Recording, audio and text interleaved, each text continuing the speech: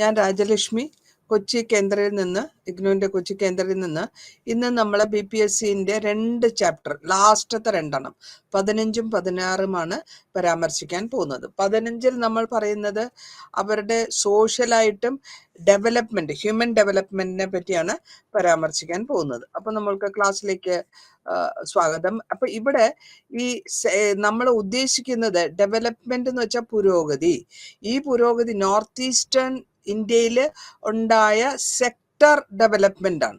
സോഷ്യലായിട്ടും sector vice ആയിട്ടും development north ഈസ്റ്റേന്റെ ഭാഗത്ത് മാത്രം 2021 എന്തൊക്കെയായിരുന്നു അതിന്റെ അപ്രോച്ച് എന്ന് നോക്കുകയാണെങ്കിൽ, അതിൽ സ്ട്രാറ്റജിക് ആയിട്ട് നമ്മൾ നോക്കുകയാണെങ്കിൽ അതിന്റെ ക്യാപിറ്റൽ ഫോർമേഷൻ എങ്ങനെയാണ് അവരുടെ ക്യാപിറ്റൽ ഫോർമേഷൻ വന്നത്, അതിന് എന്തൊക്കെ കറക്ഷൻസ് അവർ ചെയ്തു, എന്തൊക്കെ അപ്രോച്ച് അവർ അതിലേക്ക് കൊണ്ടുവന്നെത്തി.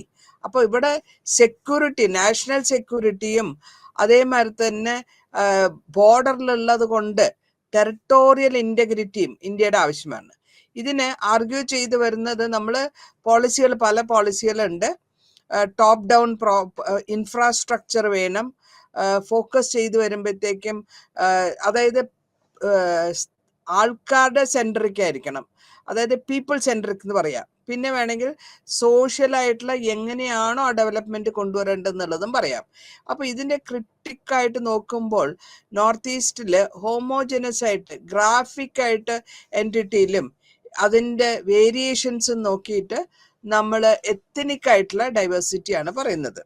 അപ്പൊ ഇമ്പോർട്ടൻ്റ് ആയിട്ടുള്ള നോക്കുമ്പോൾ ടെറിട്ടറി സെക്ടറിൽ വരുന്ന വ്യത്യാസങ്ങൾ എന്തൊക്കെയാണ്, ആ സെക്ടറിൽ കൂടെ നമ്മൾ എന്തൊക്കെയാണ് പുരോഗതിയിലേക്കുണ്ട്. 2 ആർഗ്യുമെന്റ് ഉണ്ട്. 2 ആർഗ്യുമെന്റ്, അതായത് ഈ പുരോഗതിയെ പറ്റിയുള്ള ആ റീജിയനിലെ പുരോഗതിനെ പറ്റിയുള്ള 2 ആർഗ്യുമെന്റ് ഉണ്ട്.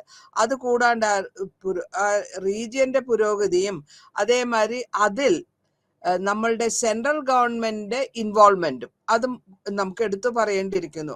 അപ്പൊ ആദ്യത്തെ ഒരു ആർഗ്യുമെന്റ് പറയുകയാണെങ്കിൽ അവർ പറയുന്നുണ്ട് സെൻട്രൽ ഗവൺമെന്റ് നോർത്ത് ഈസ്റ്റേൺ സ്റ്റേറ്റ്സിനെ പോളിസികളൊക്കെ ഉണ്ടാക്കുമ്പോൾ അവരുടെ ഒപ്പീനിയൻ ഒന്നും കേട്ടിട്ടില്ല, അവിടെ ഉള്ളവരുടെ ഒപ്പീനിയൻ ഒന്നും കേട്ടിട്ടില്ല. അതേമാതിരി തന്നെ അവരുടെ പിന്നത്തെ ആർഗ്യുമെന്റ് അവർ പറയുന്നത് അവർക്ക് സെൻട്രൽ ഗവൺമെന്റ് അലോട്ട് ചെയ്ത ഫണ്ട് ഇല്ല. അപ്പൊ ഇങ്ങനെ വരുമ്പോ അത് മാത്രമല്ല പറയുന്നത്, ഏത് ഗ്രൂപ്പിനെ ടാർഗറ്റ് ചെയ്താണോ അതിന്റെ അവർക്ക് ഉപയോഗം കിട്ടിയിട്ടില്ല എന്നുള്ള ലെവലിലുള്ള പല വിധത്തിലുള്ള ആർഗ്യുമെന്റ്സ് നടന്നിട്ടുണ്ട്. ഇവിടെ നമ്മൾ ഉദ്ദേശിക്കുന്നത് എന്താ വെച്ചാൽ, സാമൂഹ്യമായിട്ടും അവരുടെ പരമ്പരാഗതമായിട്ടും ഉള്ളതിനെ നമ്മൾ എത്രത്തോളം അതിന് സ്കോപ്പ് കൊടുത്ത് തിയറി കൊടുത്ത് അതിനെ പുരോഗതിയിലേക്ക് കൊണ്ടുവരുന്നു. ആദ്യത്തെ പുരോഗതി അതിനെ കാറ്റഗറൈസ് ചെയ്ത് നോക്കുമ്പോൾ, തരം തിരിച്ചു നോക്കുമ്പോൾ ആദ്യം നോക്കേണ്ടത് അവരുടെ ധനവകുപ്പ് അല്ലെങ്കിൽ സോഷ്യൽ സിസ്റ്റം. ഇതില് അതെങ്ങനെ മാറിയെന്ന് വെച്ചാൽ ട്രാൻസിഷൻ എന്ന് വേണമെങ്കിൽ പറയാം. പുരോഗതിയിലേക്ക് പോകുമ്പോൾ അഗ്രികൾച്ചറിൽ നിന്ന് ഇൻഡസ്ട്രിയിലേക്ക് പോകുന്നു, അതേമാതിരി വേറെ സെക്ടേഴ്സിലേക്കും പോകുന്നു. ഈ ട്രാൻസിഷൻ അല്ലെങ്കിൽ ഈ തിരിവ് മാറുന്ന മോഡ് പ്രൊഡക്ഷൻ ബേസ്ഡ് ആണോ, ഓരോ കാലഘട്ടം ബേസ്ഡ് ആണോ എന്നുള്ളതാണ് നമ്മൾ അന്വേഷിക്കേണ്ടത്. ലാൻഡ് റീഫോംസ് കൊണ്ടുവരുമ്പോൾ ഓരോ ലാൻഡിലും ഓരോ ഭാഗത്തും വരുന്ന അവരുടെ ട്രഡീഷനായിട്ട് പാരമ്പര്യമായിട്ട് ചെയ്തിരുന്ന അഗ്രേരിയൻ അല്ലെങ്കിൽ കർഷകന്റെയും അതേമാതിരി സോഷ്യൽ സിസ്റ്റത്തിനെയും ആലോചിക്കണം. അതാണ് ആദ്യത്തെ ഇക്കണോമിക് ആൻഡ് സോഷ്യൽ സിസ്റ്റത്തിന്റെ പുരോഗതിയായിട്ട് നമ്മൾ പറയുന്നത്. രണ്ടാമത്തത് പറയുമ്പോൾ അവിടെ വെൽഫെയറിസമാണ്. അതായത് വെൽഫെയർ എന്ന് പറയുമ്പോൾ പാവങ്ങളുടെ അല്ലെങ്കിൽ പോവർട്ടി, ദരിദ്രത്തിൽ നിന്ന് എങ്ങനെ മാറുന്നു, ആ ദരിദ്രത്തിന്റെ മാറ്റത്തിന് വെൽഫെയർ ആയിട്ട് നമ്മൾ ഗവൺമെന്റ് ഇൻട്രൊഡ്യൂസ് ചെയ്തിട്ടുള്ളതാണ്. അവരെ, അതായത് ഈ ദരിദ്ര നാരായണന്മാരെ മുകളിലേക്ക് കൊണ്ടുവരാൻ വേണ്ടി schedule caste, schedule tribe, OBC, EFS, അതായത് EWS, economically weaker section, EWS. അപ്പൊ പിന്നെ വിമൻ, അതേമാതിരി സ്പെഷ്യൽ പ്രൊവിഷൻസ് കൊടുത്തിട്ടുണ്ട് ബാക്ക്വേർഡ് റീജിയനായ നോർത്ത് ഈസ്റ്റേക്കും. അതാണ് രണ്ടാമത്തെ ഡിവിഷൻ അല്ലെങ്കിൽ പരിധി. മൂന്നാമത്തെ നോക്കുമ്പോൾ സെക്ടറായിട്ടും ഇൻഫ്രാസ്ട്രക്ചർ എന്ന് നമ്മൾ പറയുന്നതിന്റെ ഉദ്ദേശം മുഴുവനും കെട്ടിയുണ്ടാക്കുന്ന കാര്യങ്ങൾ. അപ്പൊ ഗവൺമെന്റ് കെട്ടിയുണ്ടാക്കുന്ന കാര്യങ്ങൾ എന്ന് പറഞ്ഞു കഴിഞ്ഞാൽ റോഡ്, എക്സ്പ്രസ് ആയിട്ടുള്ള ഹൈവേസ്, ഇൻഡസ്ട്രിയൽ ഡെവലപ്മെന്റ് വരുമ്പോഴത്തേക്കും അവിടെ ഇൻഡസ്ട്രിയലൈസേഷൻ വരും. അതേമാതിരി സ്പെഷ്യലായ എക്കണോമിക് സോൺസും വരുന്നുണ്ട്. അതിൻ്റെ കൂടെ ക്ലസ്റ്റർ ആയിട്ടുള്ള ഗ്രൂപ്പ്, ക്ലസ്റ്റർ ആയിട്ടുള്ള ബേസിക് ആയിട്ടുള്ള ഇൻഡസ്ട്രിയലൈസേഷൻ വരും. എഡ്യൂക്കേഷൻ ഇൻസ്റ്റിറ്റ്യൂഷൻസിന് ഇമ്പോർട്ടൻസ് കൊടുക്കുന്നുണ്ട്. ഇവിടെ കൊടുക്കുന്നത് ഹെൽത്ത് സിസ്റ്റത്തിനെയും കൂടിയാണ്. അപ്പൊ ഇങ്ങനെ മൂന്നായിട്ട് നമ്മൾ തരംതിരിച്ചു. അതിനുശേഷം നമ്മൾ പറയുന്നത് എന്താ വെച്ചാൽ ഈ ഡെവലപ്മെന്റ് അല്ലെങ്കിൽ ഈ പുരോഗതി ഒരു സ്പെസിഫിക് ആയിട്ടുള്ള ആസ്പെക്ട് ഉണ്ട്. അതിൽ കൂടെ ഓവർലാപ്പ് ചെയ്ത് വരുന്നതും കാണാൻ പറ്റും. അതായത് രണ്ടാം മഹാലോക യുദ്ധത്തില് അത് ഒന്ന് ഓവർലാപ്പിംഗ് ഉണ്ടായിരുന്നു. ആ കാലഘട്ടത്തിൽ ധനപരമായ ഡിഫറൻസ് സോഷ്യോളജിയിലും പൊളിറ്റിക്കൽ സയൻസിലും ഉണ്ടായി. അതേമാതിരി സോഷ്യോളജിയിൽ, അതായത് ഈ ട്രാൻസിഷൻ പീരീഡ് എന്ന് പറയുന്ന മാറുന്ന പീരീഡ്, സോഷ്യൽ റിലേഷൻഷിപ്പ്, സോഷ്യൽ ആയിട്ടുള്ള ഇൻസ്റ്റിറ്റ്യൂഷൻസും ഓരോ സ്റ്റേജിൽ നിന്ന് ട്രഡീഷണൽ ആയിട്ട് ടു മോഡേണിലേക്ക് വരുന്നു. പിന്നെ പൊളിറ്റിക്കൽ സയൻസിൽ നോക്കുകയാണെങ്കിലോ അവിടെ പ്രോസസ്സ് വന്നിട്ട് മോഡേണിൽ നിന്ന് ഡെമോക്രാറ്റിക് അല്ലെങ്കിൽ ട്രഡീഷണൽ ടു മോഡേൺ. ആദ്യം ട്രഡീഷണൽ കസ്റ്റംസിൽ നിന്ന് പൊളിറ്റിക്കലി അല്ലെങ്കിൽ രാഷ്ട്രീയമായിട്ട് എങ്ങനത്തെ രാഷ്ട്രീയം ഉണ്ടായിരുന്നോ അതിൽ നിന്നൊരു മോഡേൺ രാഷ്ട്രീയം, പിന്നെയാണ് ജനാധിപത്യത്തിലേക്ക് വരുന്നത്. അപ്പൊ ഇങ്ങനെ രണ്ട് വിധത്തിലും മോഡേണിറ്റി ആയാലും ശരി, പാരമ്പര്യമായിട്ടുള്ളതായാലും ശരി, ഇത് രണ്ടിനും പരസ്പര ധാരണയുണ്ട്. അപ്പൊ ഈ എക്കണോമിക് ഡെവലപ്മെന്റിൽ അതേമാതിരി തന്നെ പല വിധത്തിലുള്ള ഡിസപ്ലിൻസ് ഉണ്ട്. ആ ഡിസപ്ലിൻസ് വരുമ്പോൾ സോഷ്യൽ സയൻസിലുള്ള പല വിഭാഗങ്ങളാണ് നമ്മൾ അതിൽ ഉദ്ദേശിക്കുന്നത്. ഇവിടെ നമ്മൾ ഓരോ മനുഷ്യനും അവന്റെ കപ്പാസിറ്റി, എന്തിന് അവൻ കേപ്പബിൾ ആയിരിക്കണം, അവന്റെ ഡിസിഷൻസ്, അതായത് അവന്റെ ഡിസിഷൻ എത്രത്തോളം എഡ്യൂക്കേഷൻ കിട്ടണം, എത്രത്തോളം ഹെൽത്ത് സർവീസിൽ വരണം, ഡെവലപ്മെന്റ് ഓഫ് കപ്പാസിറ്റി വരണം, എൻജോയ് ചെയ്യുന്ന ഫ്രീഡം, എത്രത്തോളം ഈ എഡ്യൂക്കേഷനിൽ നിന്ന് അവര് ഹെൽത്ത് ഡീൽ ചെയ്ത് പോകുന്നു, ഡിപ്രിവേഷൻ കപ്പാസിറ്റീസ് എത്രയാണ്, ഡെമോക്രാറ്റിക് റൈറ്റ്സ് എന്താണ്, അവരുടെ ജനാധിപത്യ റൈറ്റ്സ് എന്താണ്, ഇതൊക്കെ അവർ അറിഞ്ഞിരിക്കണം. അപ്പോൾ ഈ അപ്രോച്ചിനെ യുണൈറ്റഡ് നേഷൻസ് പറയുന്നത് ഹ്യൂമൻ ഡെവലപ്മെന്റ് അപ്രോച്ചിനെ നമ്മൾ 1989 യുണൈറ്റഡ് നേഷൻസിന്റെ ഹ്യൂമൻ റൈറ്റ് പ്രകാരമാണ് ഇത് കൊണ്ടുപോകുന്നത്. ഇതിന്റെ സെവറൽ സ്റ്റേറ്റില് പല ഭാഗങ്ങളിലും, ഇന്ത്യയുടെ പല ഭാഗങ്ങളും ഹെൽത്ത്, എഡ്യൂക്കേഷൻ ഇതിനാണ് നമ്മൾ കൊടുത്തിട്ടുള്ളത്. വളരെ ഇമ്പോർട്ടൻസ് കൊടുക്കുന്നത് ഹെൽത്തിനും എഡ്യൂക്കേഷനും. ഇതിന്റെ കേപ്പബിലിറ്റി നോക്കുമ്പോൾ അവരിലെ ഏറ്റവും കൂടുതലായിട്ടുള്ള ഗ്രോത്തും കേപ്പബിലിറ്റീസും ഡെവലപ്പ് ചെയ്തിട്ടുള്ളത് എഡ്യൂക്കേഷനും ഹെൽത്ത് ഇഷ്യൂസിന്, സർവീസിനെ പറ്റിയായിരുന്നു. അപ്പോൾ നമ്മൾ ഒന്നൊന്നായിട്ടാണ് നോക്കാൻ പോകുന്നത്. ആദ്യമായിട്ട് നമ്മൾ നോക്കുന്നത് ഏതൊക്കെ വിധത്തിൽ ഇതിന്റെ ബാക്ക്ഗ്രൗണ്ടിൽ എന്തൊക്കെയാണ് വരുന്നത്. ടെറിട്ടറി സെക്ടറാണ് എക്കോണമി. ഇതിൽ അഗ്രികൾച്ചറും ഇൻഡസ്ട്രിയുമാണ് നമ്മൾ നേരത്തെ പറഞ്ഞു. ഈ നോർത്ത് ഈസ്റ്റ് ഇന്ത്യയില് പറയുമ്പോൾ ടെറിട്ടറി, അതായത് വിധത്തിൽ സാലറി കിട്ടുന്ന പോപ്പുലേഷൻ എന്ന് പറഞ്ഞു കഴിഞ്ഞാൽ ബാങ്കിങ്ങില്, ഇൻഷുറൻസില്, ട്രാൻസ്പോർട്ടില്, കമ്മ്യൂണിക്കേഷനില്, പബ്ലിക് അഡ്മിനിസ്ട്രേഷനില്, അതുകൂടാതെ health department, education department, sanitation, ഇതൊക്കെയാണ് നമ്മൾ ഈ സാലറിയുടെ പോപ്പുലേഷനിൽ കൊണ്ടുവരുന്നത്.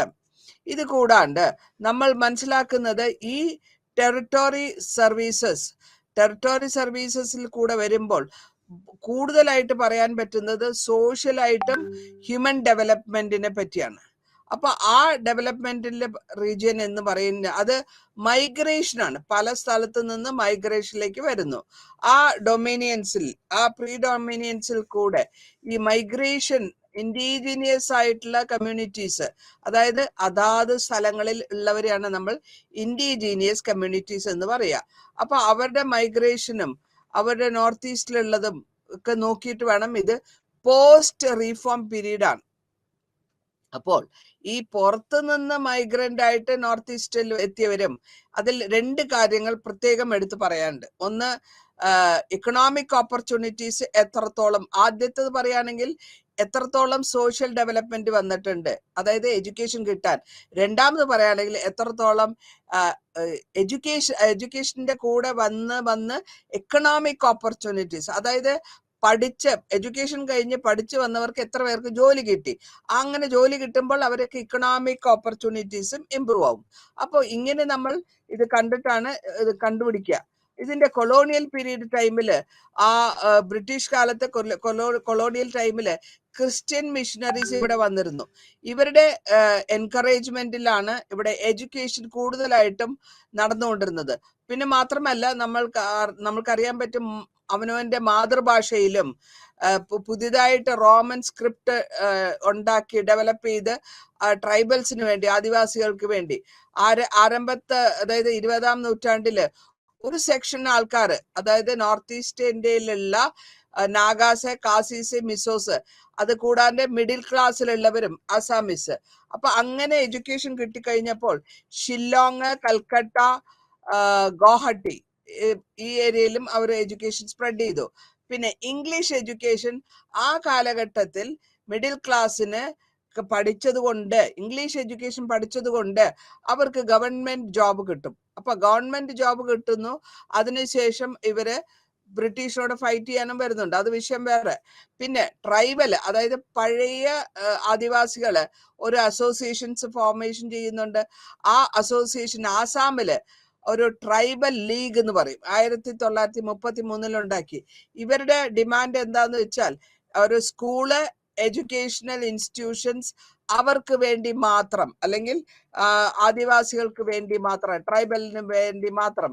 ആ സ്കൂളിനെയാണ് നമ്മൾ പേര് പറയുന്നത് വെഞ്ചർ സ്കൂൾസ് എന്നാണ്. ആസാമിൽ വന്ന ട്രൈബൽസിന് മാത്രമായിട്ടുള്ള വെഞ്ചർ സ്കൂൾസ് എന്ന് പറയുന്നു. ഇതിന് എഡ്യൂക്കേഷനില് നാഗാസും മിസോറോസും അവരും കൾച്ചറിലും സോഷ്യലും ഓട്ടോണമി, അതായത് അവർക്ക് സോഷ്യലായിട്ടുള്ള ബെനിഫിറ്റ് കിട്ടണം, അല്ലെങ്കിൽ അവർക്ക് സ്വയം ഭരണം കിട്ടണം എന്നുള്ളത് സൈമൺ കമ്മീഷന് മുമ്പ് തന്നെ അവർ ചോദിക്കാൻ തുടങ്ങിയിട്ടുണ്ട്. പിന്നെ നമുക്ക് കാണാൻ പറ്റുന്നത് ഈ പോസ്റ്റ് ഇൻഡിപെൻഡൻസ് ടൈമില് എല്ലാ എഡ്യൂക്കേഷണൽ ഇൻസ്റ്റിറ്റ്യൂഷൻസും അവര് പല വിധത്തിലുള്ള റീജിയനിലുള്ളവരും അവനവൻ്റെതായിട്ടുള്ള എഡ്യൂക്കേഷണൽ ഫെസിലിറ്റീസ് ഉണ്ടാക്കാൻ തുടങ്ങി.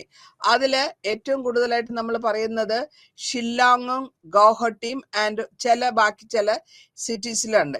ഇവർക്ക് അവരുടെ എഡ്യൂക്കേഷൻ ഇൻസ്റ്റിറ്റ്യൂഷൻസ് ആ കാലഘട്ടങ്ങളിൽ അത്രയും പെർഫെക്റ്റ് ആയിരുന്നില്ലേ കൂടിയും, പക്ഷെ റിസൾട്ട് വന്നത് മൊബിലിറ്റി, അതായത് യുവതലമുറയ്ക്ക് മിസ്സിംഗ് ട്രൈബിന്, ആസാം എന്നുള്ള മിസ്സിംഗ് ട്രൈബിനും അവർ ഒരുമിച്ച് കൂടാൻ തുടങ്ങി. അതിനാണ് എഡ്യൂക്കേഷൻ മിഡിൽ ക്ലാസ് എന്നും ഡിഫറെന്റ് സെക്ഷൻസ് എന്നും നമ്മൾ ഒരു ട്രൈബിന് പ്രത്യേകമായിട്ട് ട്രൈബിന്റെ പേര് മിസ്സിംഗ് എന്നാണ്. അപ്പൊ ഇങ്ങനെ ഒരു വലിയ വിധത്തിലുള്ള ഷിഫ്റ്റിംഗ് ആണ് കാണുന്നത്. ട്രഡീഷണൽ ഓക്യുപ്പേഷനിൽ നിന്ന് അവർ മാറാൻ തുടങ്ങി എന്നർത്ഥം. ഇത് കൂടാതെ എഡ്യൂക്കേഷൻ അവർക്ക് ഫൈറ്റ് ചെയ്യാനുള്ള റൈറ്റ്സിനെ പറ്റി മനസ്സിലാക്കി കൊടുക്കുന്നു. അതേമാതിരി എഡ്യൂക്കേറ്റഡ് ആയിട്ടുള്ള ലേഡീസ് അവരുടേതായ സിവിൽ സൊസൈറ്റിയിൽ ഒരു വളരെ ഇമ്പോർട്ടൻ്റ് ആയിട്ടുള്ള ഒരു അവരുടെ സാന്നിധ്യം അവര് അറിയിക്കുന്നുണ്ട്. ഇനി നമ്മൾ പറയാൻ പോകുന്നത് എന്താന്ന് വെച്ചാൽ എഡ്യൂക്കേഷൻ ഡിപ്പാർട്ട്മെന്റിനെ പറ്റിയാണ്. സോഷ്യലായിട്ട് എഡ്യൂക്കേഷൻ ഡിപ്പാർട്ട്മെന്റിൽ എന്തൊക്കെ നടന്നു, എങ്ങനെയൊക്കെ നടന്നു എന്നുള്ളതാണ് നമ്മൾ പരാമർശിക്കാൻ പോകുന്നത്. അതായത് ഈ എഡ്യൂക്കേഷൻ കിട്ടുന്നത് കൊണ്ടാണ് ഇത്രയും വ്യത്യാസങ്ങൾ ഇവിടെ നമുക്ക് കാണാൻ പറ്റുക. അപ്പോൾ എഡ്യൂക്കേഷൻ ഇല്ലാതിരുന്നത് കൊണ്ടാണ് അവർക്ക് ഇതിനെപ്പറ്റി അറിയാണ്ടിരുന്നത്. അപ്പോൾ നമ്മൾ എത്രത്തോളം നമ്മളുടെ ആ കാലഘട്ടങ്ങളിൽ, ആദ്യ കാലഘട്ടങ്ങളിൽ എഡ്യൂക്കേഷനെ പറ്റി വലിയ അറിവില്ല, ഉണ്ട്, പക്ഷെ അത് ഓറൽ എഡ്യൂക്കേഷൻ ആയിരുന്നു. മാത്രമല്ല ആ കാലഘട്ടങ്ങളിൽ ഇന്ത്യയിൽ സാൻസ്ക്രിറ്റ് ആയിരുന്നു കൂടുതലായിട്ട് പോയിക്കൊണ്ടിരുന്നത്. അപ്പൊ ഇവിടെ ഇംഗ്ലീഷ് കൊളോണിയൽ സിസ്റ്റം വന്ന ശേഷമാണ് ആദ്യമായിട്ട് ഇവര് ഈ ഇംഗ്ലീഷ് എഡ്യൂക്കേഷൻ ഇൻട്രൊഡ്യൂസ് ചെയ്യുന്നത്. ഇംഗ്ലീഷ് എഡ്യൂക്കേഷൻ എന്തുകൊണ്ട് ഇൻട്രൊഡ്യൂസ് ചെയ്തു എന്ന് വെച്ചാൽ ഇവർക്ക് അഡ്മിനിസ്ട്രേറ്റീവ് പർപ്പസിന്, അതായത് കൊളോണിയൽ ഗവൺമെന്റിന് അഡ്മിനിസ്ട്രേഷൻ അഡ്മിനിസ്ട്രേറ്റീവ് വർക്കിന് വേണ്ടിയിട്ടും അവരുടെ ഓഫീസിൽ വർക്ക് ചെയ്യാനും അവിടുത്തെ ലോക്കൽ ആൾക്കാർ ആവശ്യമുണ്ട്. ആ ലോക്കൽ ആൾക്കാർ ആവശ്യമുള്ളപ്പോൾ ഓരോ സ്ഥലത്തും ഓരോ ഭാഷയാണ് സംസാരിക്കുന്നത്. നമ്മൾ നേരത്തെ പറഞ്ഞിട്ടുണ്ട് ലാംഗ്വേജിന്റെ വ്യത്യാസങ്ങൾ. ആസാമിലത്തെ നോർത്ത് ഈസ്റ്റിൽ തന്നെ പല ഭാഷകൾ സംസാരിക്കുന്നുണ്ട്. അപ്പോൾ ഈ പല ഭാഷകൾ പലയിടത്തായിട്ട് സംസാരിക്കുമ്പോൾ ഒരു കോമൺ ആയിട്ടുള്ള ഒരു ലാംഗ്വേജ് ഉണ്ടെങ്കിൽ മാത്രമേ മനസ്സിലാക്കാൻ പറ്റുള്ളൂ. രണ്ടാമത്തെ കാര്യമാണെങ്കിലോ, ബ്രിട്ടീഷുകാരായ അഡ്മിനിസ്ട്രേറ്റീവ് ഓഫീസേഴ്സിന് ഈ ഭാഷകളൊന്നും പഠിക്കാൻ പറ്റില്ല, അവരെ കൊണ്ട് അത് സാധ്യമല്ല. അപ്പൊ അവർക്ക് മനസ്സിലായി എഡ്യൂക്കേഷൻ അവരുടെ ഭാഷ, അതായത് ഇംഗ്ലീഷ് എഡ്യൂക്കേഷൻ ഇവിടെ ഇൻട്രൊഡ്യൂസ് ചെയ്ത് കഴിഞ്ഞാൽ, പുതിയതായിട്ട് ഇന്ത്യൻസിനെ ഇംഗ്ലീഷ് പഠിപ്പിച്ചു കഴിഞ്ഞാൽ ഇവർക്ക് പരസ്പരം സംസാരിക്കാനും കമ്മ്യൂണിക്കേഷൻ ചെയ്യാനും അതേമാതിരി തന്നെ കമ്പനിയിൽ വർക്ക് ചെയ്യുന്നവർക്ക് താല്പര്യം കൂടും. അതേമാതിരി കമ്പനിക്ക് അവർക്ക് ആളെ കിട്ടും, സ്റ്റാഫിനെ കിട്ടും.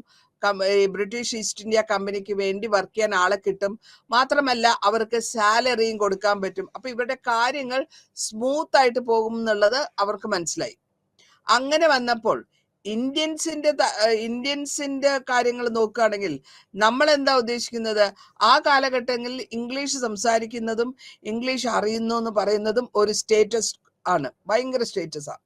അത് മാത്രമല്ല, ഇംഗ്ലീഷ് പഠിച്ചാൽ മാത്രമേ ഇവർക്ക് ഗവൺമെന്റിന്റെ, അതായത് കൊളോണിയൽ ഗവൺമെന്റിന്റെ ജോലി കിട്ടാനുള്ള സാധ്യതയുള്ളൂ. ജോലി കിട്ടിക്കഴിയുമ്പോൾ അവരുടെ ചിന്തകൾ തന്നെ മാറാൻ തുടങ്ങി. അവർക്ക് സാലറി കിട്ടാൻ തുടങ്ങി, പല വിധത്തിലുള്ള ബെനിഫിറ്റ്സ് കിട്ടാൻ തുടങ്ങി, അവരുടെ ലൈഫ് സ്റ്റൈൽ ഒന്ന് മാറാൻ തുടങ്ങി. അപ്പൊ അങ്ങനെ ഇന്ത്യൻസിനും ഇത് ആക്സെപ്റ്റൻസ് ആയിരുന്നു എന്നർത്ഥം. അപ്പോൾ ഇന്ത്യൻസ് ഭാഷ പഠിച്ചു, എഡ്യൂക്കേഷൻ കിട്ടി മാത്രമല്ല ഇതിന്റെ കൂടെ നമ്മുടെ ലീഡേഴ്സ് ആയിട്ടുള്ളവര് ഈ ഇംഗ്ലീഷ് എഡ്യൂക്കേഷൻ പഠിക്കുകയും അതേമാതിരി മീഡിയത്തിൽ പഠിച്ചു കഴിഞ്ഞിട്ട് അവർക്ക് പലതത് മനസ്സിലാകുന്നു. പിന്നെ അതിന്റെ റിവേഴ്സ് ഫോമിൽ വരുന്നത് അവര് ഫോറിനിൽ പോയി അവിടത്തെ യൂണിവേഴ്സിറ്റിയിലും, എക്സാമ്പിൾ ആയിട്ട് പറയുകയാണെങ്കിൽ മഹാത്മാഗാന്ധി തന്നെ ഭാരത് ലോ പഠിക്കാൻ വേണ്ടി ഇംഗ്ലണ്ടിൽ പോകുന്നു, അത് കഴിഞ്ഞിട്ട് ആഫ്രിക്കയിൽ വർക്ക് ചെയ്യുന്നു. അപ്പോഴാണ് ഇതിനൊരു തിരിവ് വരുന്നത്. അപ്പൊ ഫോറിൻ കൺട്രീസിൽ അവര് പഠിച്ചു കഴിഞ്ഞപ്പോഴാണ് അവർക്ക് മനസ്സിലാക്കാൻ പറ്റി, ക്ലിയർ ആയിട്ട് മനസ്സിലാക്കാൻ പറ്റി ഇന്ത്യയിൽ ബ്രിട്ടീഷുകാരെ എങ്ങനെയാണ് പെരുമാറുന്നത്, അല്ലെങ്കിൽ അവർ എന്തുകൊണ്ടാണ് അവരുടെ അപ്രോച്ച് അത് വ്യത്യാസം എന്നുള്ളത് അങ്ങനെ മനസ്സിലാക്കി. അപ്പോൾ ഈ കാര്യങ്ങളൊക്കെ മനസ്സിലാക്കിയ ശേഷമാണ് നമുക്ക് ബ്രിട്ടീഷിന്റെ വാറൊക്കെ വരുന്നത്. അത് ഞാനിപ്പോ പരാമർശിക്കുന്നില്ല. അപ്പോൾ ഇവിടെ നമ്മൾ പരാമർശിക്കാൻ പോകുന്നത് മുഴുവനും പല വിധത്തിലുള്ള ജോഗ്രാഫിക്കൽ ലൊക്കേഷൻസ് ഉണ്ട്, സോഷ്യോ എക്കണോമിക് സിറ്റുവേഷൻസ് ഉണ്ട്, സോഷ്യലും എക്കണോമിക്കലും ഓരോരുത്തരുടെ ലെവലുണ്ട്, അച്ചീവ്മെന്റ് ലെവലുണ്ട്. അത് മാത്രമല്ല വിസിബിൾ ആയിട്ടുള്ള ചില പാരാമീറ്റേഴ്സ് ഉണ്ട്, ഡിഫറെന്റ് ലെവൽസിലാണ്. അക്സസബിലിറ്റി, എഡ്യൂക്കേഷന് എൻറോൾമെന്റ് ഗ്രോസ് എൻറോൾമെന്റ് നമ്പർ കൂടിയും നെറ്റ് എൻറോൾമെന്റ് റേഷ്യോയിൽ കൂടിയും ലിറ്ററസി റേറ്റിനെ അവർ കണ്ടുപിടിക്കുന്നു. പിന്നെ പഠിത്തം നിർത്തിപ്പോകുന്നവര്, അതായത് ഡ്രോപ്പ് ഔട്ടിന്റെ റേറ്റ് എത്രയാന്ന് കണ്ടുപിടിക്കുന്നു. അതായത് സപ്ലൈ സൈഡ് വരുമ്പോഴത്തേക്കും അവൈലബിലിറ്റി, ഏതൊക്കെ സ്കൂൾസിൽ എന്തൊക്കെയാണ് അവൈലബിൾ ആയിട്ട് ഉള്ളതെന്ന് മനസ്സിലാക്കും. ടീച്ചർ സ്റ്റുഡന്റ് റേഷ്യോ മനസ്സിലാക്കും. അതേമാതിരി വേരിയസ് മാറ്റേഴ്സിനെ പറ്റി പഠിച്ച് മനസ്സിലാക്കിയിട്ടാണ് കാര്യങ്ങൾ കുറച്ചുകൂടെ വ്യക്തമായിട്ട് അവർക്ക് മനസ്സിലാകുന്നത്. ആ സ്റ്റഡിയിൽ കൂടെ നോക്കുമ്പോൾ 2011 ലിറ്ററസി റേറ്റ് ഏറ്റവും കൂടുതലുള്ളത് മിസോറത്തിലാണ്, 91.3%. അതിനുശേഷം വരുന്നത് ത്രിപുര 87.2%. പിന്നെ ഫോളോ ചെയ്തു വരുന്നത് സിക്കിം 81.4%. പിന്നെ വരുന്നത് നാഗാലാൻഡ് 79.6%, മണിപ്പൂരില് 79.2%, മേഘാലയയില് 74.4%, ആസാമില് 72.2%, അരുണാചൽ പ്രദേശില് 65.4%. ഈ റേറ്റ്, അതായത് നമ്മളുടെ ലിറ്റററി റേറ്റ് റേഷ്യോ റേറ്റ് 74.04 ആണ് ആകെ മൊത്തം. അപ്പൊ ഇങ്ങനെ വരുമ്പോൾ എത്രത്തോളം പെർ ക്യാപിറ്റ ആണ് എഡ്യൂക്കേഷന് വേണ്ടി സ്പെൻഡ് ആക്കേണ്ടത്. അതേമാതിരി തന്നെ സ്പോർട്സിന്, ആർട്ടിന്, കൾച്ചറിന് ഇതെല്ലാം വേണം. ഹയസ്റ്റ് ആയിട്ട് വന്നത് സിക്കിമാണ്. പിന്നെ അതിന്റെ പിന്നാലെ അരുണാചൽ പ്രദേശ്, മിസോറാം, നാഗാലാൻഡ്. ഇവരുടെ കാലവർഷം എപ്പോഴാന്ന് വെച്ചാൽ 2015 മുതൽ 16 വരെയും അതേമാതിരി 17 മുതൽ 18 വരെയും ആണ് ഈ പോപ്പുലേഷന് സ്റ്റേറ്റ് ഓരോ കാര്യത്തിനും സ്റ്റേറ്റിന്റെ പോപ്പുലേഷൻ അവരെടുത്തിട്ടാണ് ഈ എക്സ്പെൻഡിച്ചറിനും സ്പോർട്സിലും കൾച്ചറിലും ഒക്കെ ഡിസൈഡ് ചെയ്യുന്നത്. പിന്നെ ഈ ലിറ്റററി റേറ്റിൽ നമ്മൾ നേരത്തെ പറഞ്ഞു 2011 മിസോറം ഹയസ്റ്റ് ആണെന്ന് പറഞ്ഞു. ഇതിൽ കൂടെ തന്നെ നമുക്ക് മനസ്സിലാക്കാൻ പറ്റും ഏറ്റവും റിമോട്ട് ആയിട്ടുള്ളത് അവിടെ അരുണാചൽ പ്രദേശ് ആയിക്കോട്ടെ, ഗ്രോസ് എൻറോൾമെന്റ് റേഷ്യോ, അതായത് ഏറ്റവും എൻറോൾമെന്റ് റേഷ്യോ നോക്കുമ്പോൾ അവിടെ നമ്പർ എത്ര കുട്ടികളാണ് പെർട്ടിക്കുലർ ആയിട്ടും പാർട്ടിസിപ്പേറ്റ് ചെയ്തത്, അതായത് ജോയിൻ ചെയ്തത്, അതിന്റെ ഏജ് വ്യത്യാസമില്ല, പോപ്പുലേഷൻ നോക്കുന്നില്ല, അങ്ങനെ ഒരു സർവേ നടത്തുന്നു. ആ സർവേയിൽ 2010-11 മിസോറം, മേഘാലയ, അരുണാചൽ പ്രദേശ് സ്റ്റേറ്റില് അവരുടെ ഗ്രോസ് എൻറോൾമെന്റ് റേഷ്യോ GER 200 ആയിരുന്നു. അപ്പോൾ ഇതേമാതിരി തന്നെ ബാക്കിയുള്ള സ്റ്റേറ്റ്സിലും പതുക്കെ പതുക്കെ കുറയാൻ തുടങ്ങി. അപ്പോൾ ഈ അഡ്മിഷൻ എടുക്കുന്നത് കുറയുമ്പോൾ അവിടുത്തെ ഓവറോൾ ആയിട്ടുള്ള പ്രൈമറി ലെവൽ ഓഫ് എഡ്യൂക്കേഷൻ പഠിക്കാൻ വരുന്ന കുട്ടികളുടെ നമ്പർ കുറയാൻ തുടങ്ങി.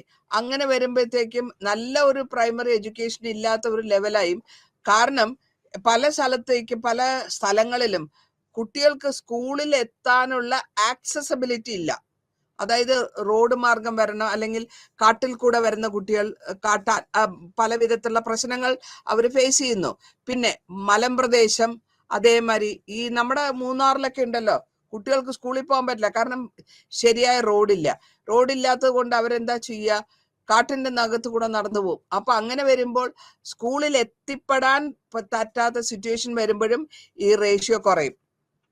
അപ്പൊ ഈ ഡ്രോപ്പ് ഔട്ട് ഇൻഡിക്കേറ്റ് ചെയ്യുന്നത് നമുക്ക് കംപ്ലീറ്റ് ആയിട്ടുള്ള ഫുള്ളി ആയിട്ടുള്ള എഡ്യൂക്കേഷൻ കിട്ടാൻ സാധ്യതയില്ല എന്നുള്ളതിനെ പറ്റിയാണ്. അപ്പോൾ അതിനുശേഷം നമ്മൾ ഡ്രോപ്പ് ഔട്ടിന്റെ റേറ്റ് ഒന്നുകൂടെ നോക്കാൻ തുടങ്ങി. 1 മുതൽ 8 വരെയും 1 മുതൽ 10 വരെയും ഉള്ള സ്റ്റുഡൻസിന്റെ റേഷ്യോ ഈ 2011-12 നാഷണൽ ലെവലിലുള്ള നോർത്ത് ഇന്ത്യയില് കുറവാണ്, എക്സെപ്റ്റ് മിസോറം. അപ്പൊ ഈ ഡ്രോപ്പ് ഔട്ട് എന്ന് വെച്ചാൽ സ്കൂൾ പഠിത്തം നിർത്തി പോവുക എന്നുള്ള അർത്ഥം. ഇതിന്റെ ഡ്രോപ്പ് ഔട്ട് അല്ലെങ്കിൽ സ്കൂൾ വിദ്യാഭ്യാസം നിർത്തുന്നത് ഏറ്റവും കൂടുതൽ ഹൈ ആയിട്ട് വരുന്നത് Meghalaya, Assam, Manipur, Arunachal Pradesh, Sikkim and Nagaland. Tripura drop out rate ഒരു ലെവലിൽ കൊണ്ടുവന്ന് നിർത്തുകയും ചെയ്തു. ഓക്കെ, ഇനി നമ്മൾ അതിൽ ഇതിന്റെ ജെൻഡർ, പിന്നെ ഒരു വിഷയം നമ്മൾ പഠിച്ചിട്ടുണ്ട്. അതായത് ആസാമിൽ എഡ്യൂക്കേഷണൽ ക്വാളിഫിക്കേഷൻസ് കിട്ടാൻ പറ്റുന്ന ജെൻഡർ എന്ന് പറയുമ്പോൾ അവിടുത്തെ ആൾക്കാര് പെൺകുട്ടികളെ സ്കൂളിലേക്ക് അയക്കാൻ ഉള്ള ഇൻട്രസ്റ്റ് ഉണ്ടോ ഇല്ലയോ എന്നാണ് അതാണ് നമ്മൾ ചെക്ക് ചെയ്യുന്നത്. ഈ നമ്പറും പ്രപ്പോർഷനും ഗവൺമെന്റ് സ്കൂൾസിലോ അല്ലെങ്കിൽ പ്രൈവറ്റ് സ്കൂൾസിലാണോ? പ്രിഫറൻസ് പാരന്റ് എവിടെയാ ചൂസ് ചെയ്യുന്നത്? അവരുടെ മക്കളെ, പെൺകുട്ടികളെ എവിടെ പഠിപ്പിക്കണം, എത്രത്തോളം അതിന്റെ എഡ്യൂക്കേഷന്റെ കോസ്റ്റ് വരും, എത്രത്തോളം അവർക്ക് സെക്യൂരിറ്റി കിട്ടും, എത്രത്തോളം ഡിസിപ്ലിൻ ഉണ്ട്. ഈ ജോയിന്റ് ഫാമിലി സിസ്റ്റത്തിലും അതേമാതിരി സ്ത്രീകൾ ജോലിക്ക് പോകാൻ പ്രിഫറൻസ് കിട്ടുന്നതിലും ഈ പെൺകുട്ടികളെ പഠിപ്പിക്കാൻ അയക്കുക എന്നുള്ളതിന് പകരം അവരെ വീട്ടിൽ നിർത്തുന്നതിന് പകരം കുട്ടികളെ പഠിപ്പിക്കാൻ അയക്കുക എന്നുള്ള ഒരു തോന്നൽ വരാൻ തുടങ്ങി. അപ്പോ ഈ പെൺകുട്ടികൾ സെക്യൂരിറ്റീനെ ബേസ്ഡ് ചെയ്തിട്ടും സ്കൂളിൽ നിന്നും വീട്ടിലേക്ക് വരുന്നു അല്ലെങ്കിൽ സ്കൂളിലേക്ക് പോകുന്നു. അപ്പോ ചില പാരന്റ്സ് അവരുടെ കുട്ടികളെ പ്രൈവറ്റ് സ്കൂൾസിലാണ് സെക്യൂരിറ്റി ഇഷ്യൂ വെച്ചുകൊണ്ട് പ്രൈവറ്റ് സ്കൂൾസിലേക്കാണ് അയക്കുന്നത്. ചില പാരന്റ്സ് അവർക്ക് പെൺകുട്ടികളെ സ്കൂളിലേക്ക് അയച്ചാൽ അവർക്ക് ഡിസിപ്ലിൻ കിട്ടും എന്നുള്ള ധാരണയിലാണ് അവരെ അയക്കുന്നത്. ഇങ്ങനെയാണ് ഇവിടുത്തെ സിനാരിയോ നമ്മൾ മനസ്സിലാക്കുന്നത്. ഇനി അടുത്ത് ഞാൻ പറയാൻ പോകുന്നത് ഹെൽത്തിനെ കുറിച്ചാണ്. അതായത് അവരുടെ ആരോഗ്യത്തിന്റെ കാരണം നോക്കുകയാണെങ്കിൽ ബാക്കിയുള്ള ഭാഗങ്ങൾ ഇന്ത്യയിലെ ബാക്കിയുള്ള ഭാഗങ്ങളെ അപേക്ഷിച്ച് നോക്കുമ്പോൾ ഇവിടെ ബെറ്റർ ലൈഫ് എക്സ്പെക്ടൻസിയും ചൈൽഡ് മോർട്ടാലിറ്റിയും ബെറ്റർ ആയിട്ടുള്ള മോർട്ടാലിറ്റി റേറ്റും ഉണ്ട്. കാരണം ഒരു സർവേയില് അതായത് 2015-16 ഒരു നോർത്ത് ഈസ്റ്റേൺ ഫാസ്റ്റ് സർവേ നടത്തി. ആ സർവേയിൽ കൂടെ അച്ചീവ് ചെയ്തത് 50% കുട്ടികളുടെ കുത്തുവയ്പ് നടത്തിയിട്ടുണ്ട്. ഇതേമാതിരി ഇതിന്റെ റീജിയനില് പുവർ ആയിട്ടുള്ള ഇൻഫ്രാസ്ട്രക്ചറും ഡിഫിക്കൽട്ട് ആയിട്ടുള്ള ജോഗ്രാഫിക്കൽ ടെറൈനും ഉണ്ട്. അപ്പോൾ എന്താ വരുക വെച്ചാൽ ഈ ഇവിടെ റീജിയനിലെ ഡിസീസ് എന്ന് വെച്ചാൽ അസുഖങ്ങൾ, ഡയേറിയ, മലേറിയ, ട്യൂബർക്ലോസിസ്, ഇതൊക്കെ കൊളോണിയൽ പീരീഡിൽ തുടങ്ങിയിട്ടുള്ളതാണ്. അപ്പൊ കൺട്രി നമ്മുടെ രാജ്യം ഇൻഡിപെൻഡന്റ് ആയപ്പോൾ നമ്മള് നോർത്ത് ഇന്ത്യയിൽ നമ്മളിവിടെ കുറച്ച് നെഗ്ലക്ട് കാണുന്നുണ്ട്, ഫെസിലിറ്റീസിന്റെ കുറവ് കൊണ്ടായിരിക്കാം. അപ്പോ ഇതില് ഈ ഹെൽത്ത് സിസ്റ്റത്തിനെ എത്രത്തോളം പോപ്പുലേഷൻ കോൺസെൻട്രേറ്റ് ചെയ്യുന്നുണ്ട്, ഏതൊക്കെ പല സ്ഥലങ്ങളിൽ കിടക്കുകയാണോ, അവൈലബിലിറ്റി ഓഫ് ഡോക്ടേഴ്സ് ഉണ്ടോ, നഴ്സസ് ഉണ്ടോ, മെഡിസിൻസ് ഉണ്ടോ, പ്രോപ്പർ ആയിട്ടുള്ള ക്ലിനിക്കൽ ഹെൽത്ത് സെന്റർ ഉണ്ടോ, അതായിരുന്നു നമ്മൾ അന്വേഷിക്കാൻ തുടങ്ങിയത്. അരുണാചൽ പ്രദേശും മേഘാലയയിലും ഒരു ഹൈ ഇൻഫന്റ് മോർട്ടാലിറ്റി റേറ്റ് കണ്ടു. അതേമാതിരി ക്രൂഡ് ആയിട്ടുള്ള ഡെത്ത് റേറ്റും, അതായത് വളരെ മോശമായിട്ടുള്ള ഡെത്ത് റേറ്റും. അരുണാചൽ പ്രദേശിൽ ഒരു ഡോക്ടർ ആണ് വർക്ക് ചെയ്യുന്ന വെച്ചോളൂ. അപ്പോൾ പോപ്പുലേഷന് കമ്പയർ ചെയ്യുമ്പോൾ ഒരു ഡോക്ടർ ചിലപ്പോൾ സഫീഷ്യന്റ് ആവില്ല. രണ്ടാമത്തെ കാരണം അരുണാചൽ പ്രദേശത്തില് ഈ ആൾക്കാർ താമസിക്കുന്ന സ്ഥലങ്ങൾ, അതായത് അവരുടെ വീടുകൾ, സെറ്റിൽമെന്റ്സ്, അതൊക്കെ പല സ്ഥലത്തായിട്ടാണ് കിടക്കുന്നത്, പല ഡിഫറെന്റ് ഏരിയയിലാണ് കിടക്കുന്നത്. അപ്പോൾ ഈ ഡോക്ടർക്ക് ഡിഫിക്കൽട്ട് ആണ് ഇവരെ എല്ലാരെയും കൂടെ ഒരുമിച്ച് ഉള്ള എന്താ പറയാ അവർക്ക് വേണ്ടിയുള്ള ഹെൽത്തിന്റെ പ്രൊവിഷൻ കൊടുക്കാൻ ഡോക്ടർക്ക് വിഷമമാണ്. അപ്പോൾ ഈ അരുണാചൽ പ്രദേശിലും ഉള്ള ഈ പല ഏരിയയിൽ കിടക്കുന്ന ആൾക്കാർക്കും അതേമാതിരി ആൾക്കാരുടെ ഡോക്ടേഴ്സിന്റെ കുറവ് മുഖാന്തരം ഇവിടെ വളരെ കൂടുതലായിട്ടുള്ള ഹൈ മോർട്ടാലിറ്റി വരുന്നു. ഇനി മിസോറം, മണിപ്പൂർ, നാഗാലാൻഡ്, സിക്കിം അതിന് ഒരു കുറച്ച് ലോ ആയിട്ടുള്ള മോർട്ടാലിറ്റിയാണ്. ഇവിടെ പോപ്പുലേഷൻ നാഗാലാൻഡിലും സിക്കിമിലും ഡോക്ടേഴ്സ് ഉണ്ടായിരുന്നുകൊണ്ട് കുറച്ച് കുറഞ്ഞു. അതേമാതിരി നാഗാലാൻഡില് ഫീമെയിൽ, അതായത് ലേഡീസിന്റെ ലിറ്ററസി വന്നതുകൊണ്ടും കൂടുതലായിട്ടുള്ള ഡോക്ടേഴ്സ് അവിടെ വരികയും അതിന്റെ പരിണാമമായിട്ട് ഈ ഹൈ മോർട്ടാലിറ്റി റേറ്റ് ആസാമിലാണ് ഏറ്റവും കൂടുതൽ പിന്നെ നമ്മൾ കണ്ടുവരുന്നത് നാഷണൽ ആവറേജിൽ നോക്കുമ്പോൾ. ഇനി ഈ ഹൈ മോർട്ടാലിറ്റി റേറ്റ് ആസാമിന്റെ ലിങ്ക് ചെയ്ത് വരുന്നത് പോസ്റ്റ് നാറ്റൽ ചൈൽഡ് കെയർ പ്രാക്ടീസസിൽ കൂടിയാണ്. മിസോറം, മണിപ്പൂരിനും ബെറ്റർ ഹെൽത്ത് റിസൾട്ട്സ് ഉണ്ട്. ഈ മെയിൻ റീസൺ ഇവിടുത്തെ കൂടുതലായിട്ടുള്ള വിദ്യാഭ്യാസം വന്നു, അല്ലെങ്കിൽ മോഡറേറ്റ്ലി ബെറ്റർ പ്രസൻസ് വന്നു ഡോക്ടേഴ്സിന്റെ. ഇത് രണ്ട് കാരണം. അപ്പോ നോർത്ത് ഈസ്റ്റ് ഏരിയയുടെ improvement delivery of health service over the ഇയേഴ്സിൽ ഗ്രാജുവൽ ആയിട്ട് അത്രയ്ക്കും സാറ്റിസ്ഫാക്ടറി അല്ലെങ്കിൽ കൂടെയും ഒരു വിധത്തിൽ സാറ്റിസ്ഫാക്ടറി എന്ന് വേണമെങ്കിൽ പറയാം. ഇവർക്ക് ഒരുപാട് ദൂരം ട്രാവൽ ചെയ്ത് വേണം ഒരു ഡോക്ടറെ കാണാൻ പോവാനായിട്ട്, കൺസൾട്ടേഷന് പോകണമെങ്കിൽ ഒരുപാട് ദൂരം പോകണം. അപ്പൊ ഹെൽത്ത് സിസ്റ്റം അവൈലബിൾ ആയിട്ടുള്ള ചില വില്ലേജസ് മാത്രമേ ഉള്ളൂ. അപ്പോൾ ഇവിടെ നമ്മൾക്കൊരു സ്റ്റഡി നടത്തിയിട്ടുണ്ട് 2021.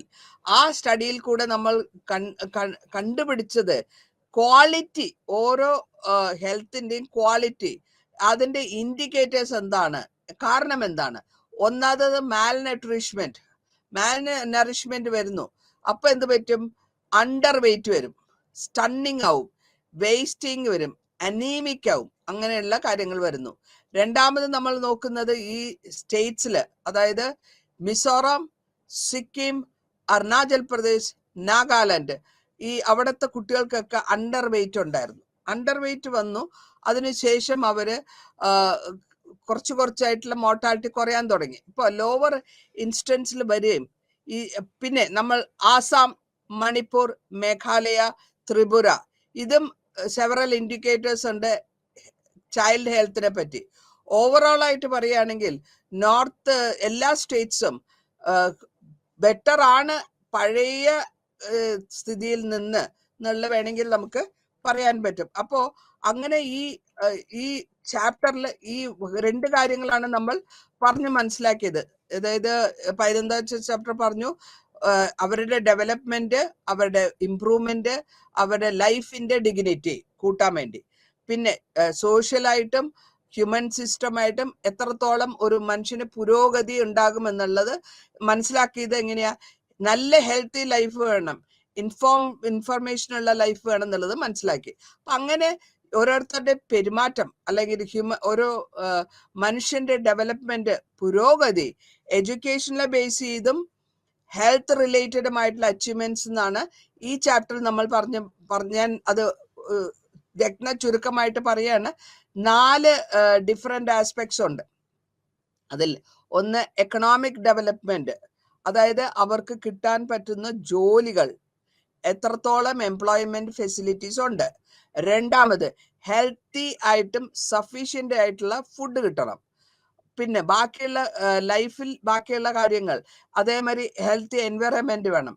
ഇതിനൊക്കെ കപ്പാബിലിറ്റി വരണമെങ്കിൽ അവരുടെ പാർട്ടിസിപ്പേറ്റ് ചെയ്യുന്നതും ഡിബേറ്റ് ചെയ്യാനും ഡെവലപ്മെന്റിനെ പറ്റി ലൈഫിൽ പുരോഗതി കൊണ്ടുവരാനും അവർ ശ്രമിക്കണം. അതാണ് നമ്മൾ ഇത്രയും കാര്യങ്ങൾ ഇത് പഠിച്ചു വന്നത്. ഇനി നമ്മൾ അടുത്ത ചാപ്റ്ററിലേക്കാണ് പോകുന്നത്.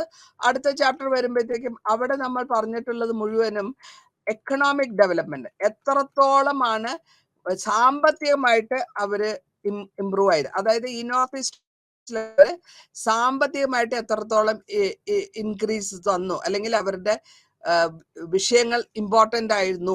അവരുടെ റിസോഴ്സ് എന്താണ്? നാച്ചുറൽ റിസോഴ്സസ് ആണ്, ഫോറസ്റ്റും മിനറൽസും. ഈ നാച്ചുറൽ റിസോഴ്സസിലും നമ്മൾ നോക്കുമ്പോൾ അവരുടെ സാമ്പത്തികം മെയിൻ ആയിട്ട് അഗ്രികൾച്ചർ കഴിഞ്ഞ് പിന്നെ നമ്മൾ കാണുന്നത് ഇൻഡസ്ട്രി കഴിഞ്ഞിട്ട് നമ്മൾ കാണുന്നത് മാനുഫാക്ചറിങ് ചെയ്യുമ്പോഴത്തേക്കും അവരുടെ ഡെവലപ്മെന്റ് എത്രത്തോളം ആ നോർത്ത് ഈസ്റ്റ് ഇന്ത്യയിൽ എത്രത്തോളം ഡെവലപ്മെന്റ് എന്നാണ്.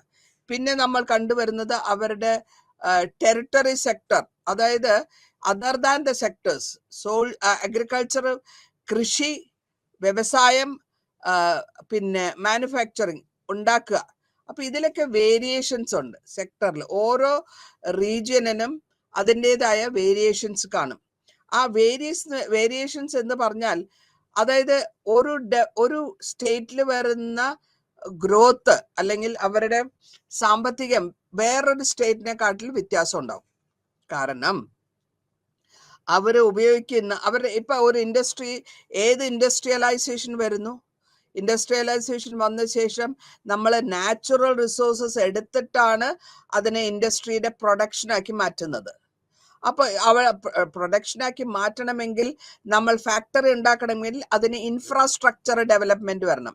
അതായത് കമ്പനികളിൽ ഫാക്ടറികൾ ഉണ്ടാക്കണം, ഫാക്ടറിക്ക് ആവശ്യമുള്ള മെഷീനറീസ് കൊണ്ടുവരണം, ഫാക്ടറിക്ക് ആവശ്യമുള്ള വെള്ളം, ലൈറ്റ്, അങ്ങനത്തെ കാര്യങ്ങളൊക്കെ കൊണ്ടുവരണം. ഇപ്പൊ ഇവിടത്തെ ഈ ഏരിയനെ സംബന്ധിക്കുന്നിടത്തോളം മുഴുവനും വാലീസും, ഒന്നില്ലെങ്കിൽ പ്ലെയിൻ ഏരിയാസ്, അല്ലെങ്കിൽ വാലികൾ, താഴ്വാരകൾ, അല്ലെങ്കിൽ മലമ്പ്രദേശങ്ങൾ.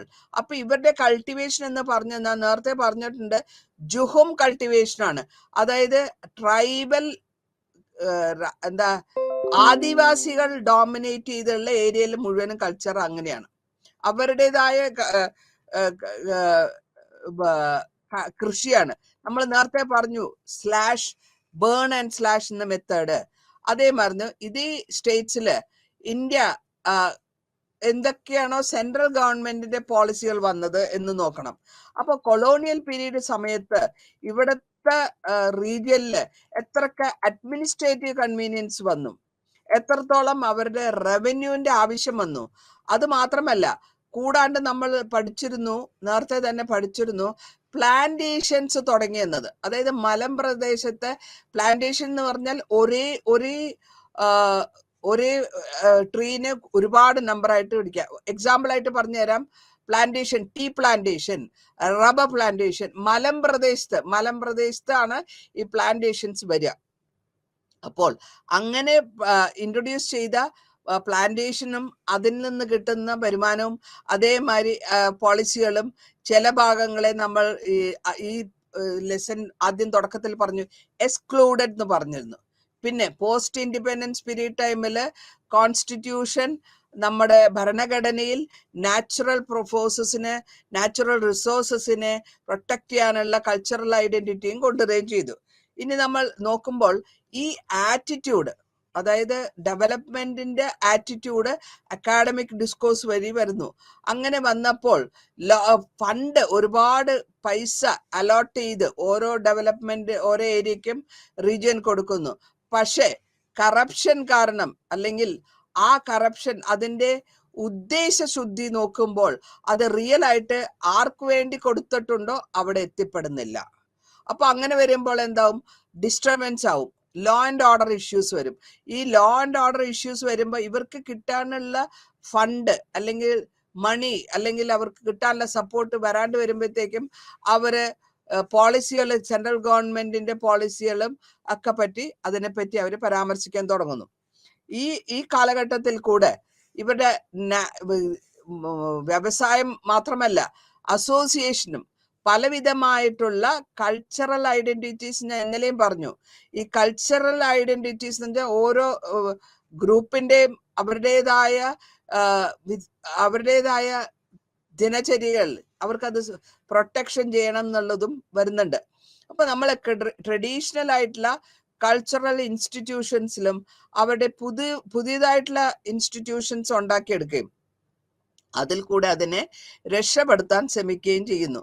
അപ്പൊ സ്റ്റേറ്റ്സ്, നോർത്ത് ഈസ്റ്റ് ഇന്ത്യയില് അത്രത്തോളം അവർക്ക് ഏരിയയിൽ കിട്ടുന്ന പൊട്ടൻഷ്യൽ ആയിട്ടുള്ള agriculture, handicraft, hydro electric power, financially viable ആയിട്ടുള്ള ഒരു ഇനീഷ്യൽ പ്രൊട്ടക്ഷൻ ആണ് അവർ ഉദ്ദേശിക്കുന്നത്.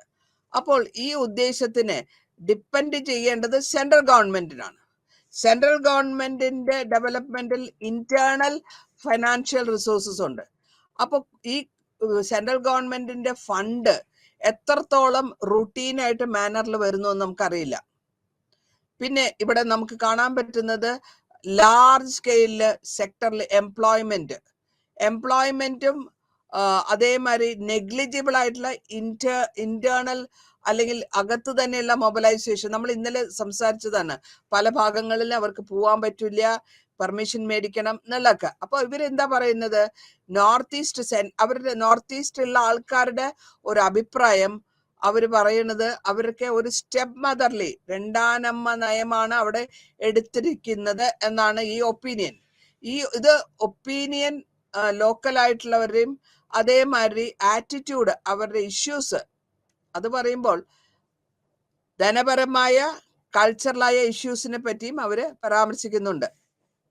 കൂടാതെ നരസിംഹറാവു ഗവൺമെന്റ് സമയത്ത് അവര് ഒരു പോളിസി ഉണ്ടാക്കി, 1990 ഒരു പോളിസി ഉണ്ടാക്കി. ആ പോളിസിന്റെ പേരാണ് ലുക്ക് ഈസ്റ്റ് പോളിസി. അതായത് ലുക്ക് എന്ന് പറഞ്ഞാൽ ഈ സ്റ്റേറ്റ്സ് എല്ലാം കിടക്കുന്നത് നമ്മുടെ ഈസ്റ്റേൺ ഭാഗത്ത്, ഇന്ത്യയുടെ ഈസ്റ്റേൺ ഭാഗത്താണ്. അതുകൊണ്ടാണ് അതിന് ആ പേര് അങ്ങനെ കിട്ടിയത്, ലുക്ക് ഈസ്റ്റ് പോളിസി, നരസിംഹറാവുവിന്റെ കാലഘട്ടത്തിൽ. അപ്പൊ നരസിംഹറാവുവിന്റെ കാലഘട്ടത്തിൽ അവർ ഫോക്കസ് ചെയ്തത് മുഴുവനും എക്കണോമിക്കായിട്ടും രാഷ്ട്രീയമായിട്ടുള്ള ടൈപ്പ് സൗത്ത് ഈസ്റ്റ് ഏഷ്യൻ കൺട്രികളിൽ കൂടെ ഒരു ലിങ്ക് റോഡ് കൊണ്ടുവരിക. അതായത് ആ റോഡ് ലിങ്ക് ചെയ്ത് കൊണ്ടുവരുമ്പോൾ ഈസ്റ്റേൺ ഗേറ്റ്സ് ഓഫ് ഇന്ത്യ എന്നാണ് അതിന്റെ ഉദ്ദേശം. അതായത് ആ ഭാഗങ്ങളിൽ കിടക്കുന്ന സൗത്തിലും സദേൺ സൈഡിലും ഈസ്റ്റേൺ സൈഡിലും എടുക്കുന്ന ഏഷ്യൻ കൺട്രികളുമായിട്ട് ഈ നോർത്ത് ഈസ്റ്റേൺ സ്റ്റേറ്റ്സിന് ഒരു പാർട്ടിസിപ്പേറ്റ് ചെയ്യുന്ന ഒരു ഫോറം, ആ ഫോറത്തിന്റെ പേരാണ് മെക്കോങ് ഗാങ് കോപ്പറേഷൻ ഫോറം. അതിൽ അല്ലെങ്കിൽ അതിനെ നമ്മൾ പറയുന്നത് BIMSTEC. B stands for Bangladesh, I stands for India, M stands for Myanmar, S stands for Sri Lanka, T stands for Thailand Economic Cooperation. അതാണ് കോപ്പറേഷൻ. ഈ മീറ്റിംഗ്സ് ഒക്കെ നടത്തി അവരുടെ ഡിപ്ലോമസി കൊണ്ടിരിക്കാനും ഇതിൽ കൂടെ ഈ റീജിയന്റെ ഭാഗത്ത് അതായത് ഈ റീജിയണൽ കോർപ്പറേഷൻ സൗത്ത് ഈസ്റ്റ് ഏഷ്യയുടെ കോർപ്പറേഷനിലേക്ക് ഡൽഹിയിൽ ഒരു മീറ്റിംഗ് വെക്കുന്നു. പിന്നെ ഗുവാഹട്ടിയിലോ ഷില്ലോങ്ങിലോ അല്ല, ഈ മീറ്റിംഗ് നടക്കുന്നത് ഡൽഹിയിലാണ്. അപ്പോൾ മോറായിട്ട് ആക്ഷൻ ഓറിയന്റേഷൻ വരണം. ലുക്ക് ഈസ്റ്റ് പോളിസിനെ അവര് പേര് മാറ്റി ആക്ട് ഈസ്റ്റ് പോളിസി എന്നാക്കി. നരേന്ദ്രമോദി ഗവൺമെന്റ് വന്നപ്പോൾ 2014 അതിനെ ഈ കാര്യമായിട്ട് കാഴ്ച പോരാ, ആക്ഷനിലേക്ക് കൊണ്ടുവരണം. അതാണ് അതിന്റെ പേര്. ലുക്ക് മാറ്റിയിട്ട് അവിടെ ആക്ട് നിട്ടു. ആക്ട് ഈസ്റ്റ് പോളിസി നരേന്ദ്രമോദിന്റെ 2014 അത് റീനെയിം ചെയ്യാണ്. അതിന്റെ ആർഗ്യുമെന്റ് എന്താന്ന് വെച്ചാൽ ഇവിടെ ഗൈഡ് ചെയ്ത സെക്യൂരിറ്റി കൺസിഡറേഷൻസിൽ കൂടിയും എത്രത്തോളം ഇവർക്ക് ധനപരമായും സോഷ്യലായും ആ ഭാഗങ്ങളിൽ അപ്ലിഫ്റ്റ്മെന്റ് അല്ലെങ്കിൽ അവരെ പുരോഗതിയിലേക്ക് കൊണ്ടുപോകാൻ പറ്റും. അതിനാണ് ഈ ഫോർമുലേഷൻ ചെയ്ത നടത്തിപ്പ് ചെയ്ത പരിപാടി നടന്നില്ല. പിന്നെ അവര് പേര് മാറ്റി. ഇനി അടുത്തത് നമ്മൾ ഓരോ കാലഘട്ടമാണ്, ഓരോ ഫേസസ് ആണ്, എങ്ങനെയാണ് ഇതുകൾ ഡിവൈഡ് ചെയ്ത് വരുന്നത്. ഈ നോർത്ത് ഈസ്റ്റ് പോളിസിനെ 3 കാലഘട്ടത്തിൽ കൂടെ പോകുന്നു. ആദ്യത്തെ കാലഘട്ടം 1950 മുതൽ 72 വരെ. രണ്ടാമത്തെ കാലഘട്ടം 72 മുതൽ 1990 വരെ.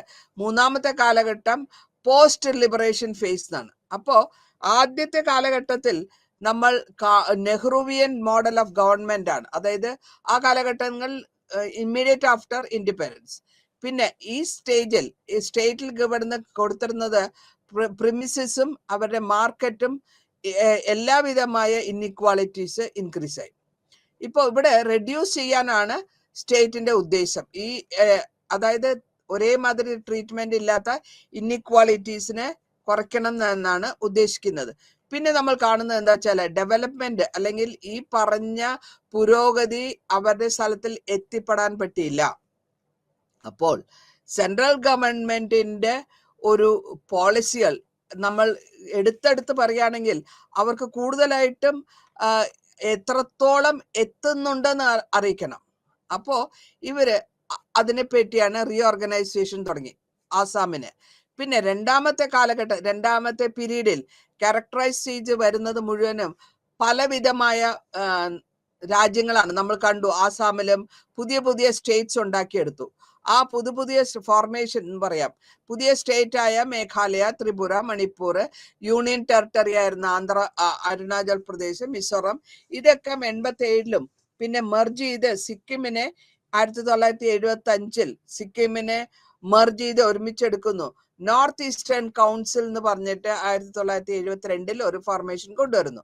ഈ പോളിസികൾ, സ്റ്റേറ്റ് പോളിസികളും അക്കാഡമിക് ഡിസ്കോഴ്സിനെ പറ്റിയും ഇവിടെ പരാമർശിക്കുന്നുണ്ട്. ഇനി അടുത്തതായിട്ട് മൂന്നാമത്തെ ഫേസിൽ എന്താ ചെയ്തത്? മൂന്നാമത്തെ ഫേസിൽ ഇക്കണോമിക് റീഫോംസ് പോസ്റ്റ് ലിബറേഷൻ ഫേസിൽ കൂടിയാണ് ഇപ്പോൾ കടന്നുപോയിക്കൊണ്ടിരിക്കുന്നത്. അവിടെ വരുന്ന പോളിസി ഇൻസെന്റീവ്സ് മുഴുവനും ഡെവലപ്മെന്റിനെ ഉദ്ദേശിച്ചാണ് ഉദ്ദേശിക്കുന്നത്. അങ്ങനെയാണ് കാറ്റഗറൈസ് ചെയ്യുന്നു. സ്പെഷ്യൽ കാറ്റഗറി സ്റ്റേറ്റ്സ് എന്ന് പറഞ്ഞിട്ട് അവർക്ക് റെക്കമെൻഡേഷൻ കൊടുക്കുന്നു. 1969 5ാമത്തെ ഫൈനാൻസ് കമ്മീഷൻ. അതിനുശേഷം ഇതിന് സ്പെഷ്യൽ കാറ്റഗറി സ്റ്റേറ്റ്സ് വന്ന ശേഷം ഇവർക്ക് സെൻട്രൽ അസിസ്റ്റൻസും ടാക്സ് ബ്രേക്സും കൊണ്ടുവരുന്നു. അപ്പൊ ഇതിൽ കൂടെ പല വിധത്തിലുള്ള കൺസെഷൻസ് കൊടുക്കുകയാണ്. ആ കൺസെഷൻ എന്ന് പറയുമ്പോൾ നോർത്ത് ഈസ്റ്റേൺ സ്റ്റേറ്റിലെ സെൻട്രൽ അസിസ്റ്റൻസ് 90%, പിന്നെ 10% ലോണും. അപ്പൊ ഈ ഇൻസെന്റീവ്സ് ഒക്കെ അവർക്ക് industry licensing, concessional finance, investment subsidies, establishment ആയ പുതിയ കൺട്രികൾ സെന്റേഴ്സ്, ഫ്രൈറ്റ് ഈക്വലൈസേഷൻസ്, അങ്ങോട്ടും ഇങ്ങോട്ടും സാധനങ്ങൾ പോകുന്നതിനുള്ള ഫ്രൈറ്റ് ഈക്വലൈസേഷൻ ഓൺ ഇൻഡസ്ട്രിയൽ ഇൻപുട്സിന്. 96 പ്രൈം മിനിസ്റ്റർ ദേവഗൌഡയുടെ കാലഘട്ടത്തിൽ ഈ സെൻട്രൽ ഗവൺമെന്റിന്റെ ഡിപ്പാർട്ട്മെന്റ്സ് 10% അവരുടെ ബഡ്ജറ്റിൽ കൊണ്ടുവരുന്നു നോർത്ത് ഈസ്റ്റില്.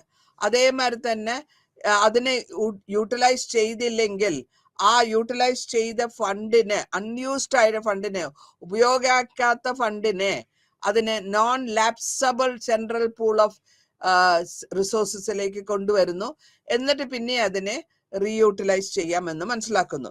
ഇനി അടുത്ത് ഞാൻ പരാമർശിക്കാൻ പോകുന്നത് സെക്ടർ ഭാഗമായിട്ടുള്ള ഡെവലപ്മെന്റിനെയാണ്.